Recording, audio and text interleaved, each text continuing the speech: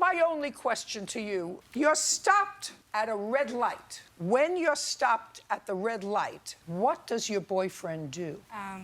She approaches the car. She got out of the car first. Yes. She approached his car, and he exited the car. So then he got out of the car. Yes. And she started talking first. She said, I'm gonna beat your... I'm gonna punch you. And I heard all of this. And he said... So she was acting irrationally? Yes. The woman who you asked to take you home? Yes. Go ahead. Well, I didn't ask her. I didn't ask her. Go ahead. You think you're a very smart girl. You're not a good liar, because if you felt threatened by this lady, you're smart enough to hang out with Jake. You're not smart enough not to get into a car with somebody who is irrational, threatening. Is that what you're talking? And give her your address?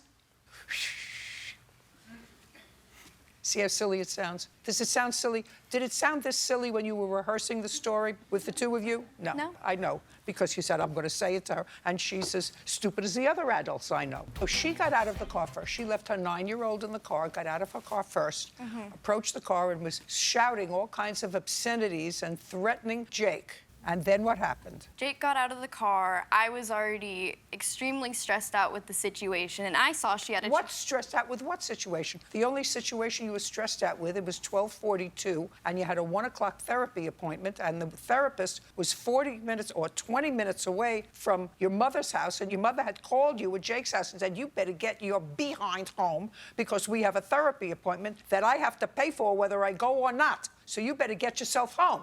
Continue. Okay, so when I looked back at the car, I wasn't completely out yet, and I saw she had her child. So I was seeking asylum in a stressful situation from a mother, even though she was... Let's go this slowly. So you were seeking asylum in a car with a 9-year-old? Because I thought, okay, if she has a 9-year-old, not much can happen. There's another witness. At what point did you go and get your backpack? No, because right now you were making an instantaneous judgment. Gee, I have to get away from this stressful situation. Hold on. I need my makeup and my backpack, which is in the trunk of the car. Actually, Jacob pointed out that I left my bags in the car, and... Just a second. Jacob said, oh, darling, you left your bags in the car. Why don't you let me help you get them? No, he opened the trunk. And then I reached for my backpack. Just a second. Didn't he say to you, where are you going, sweetheart? We've just been hanging out? No, because he was already stressed out and he didn't want to deal with the situation.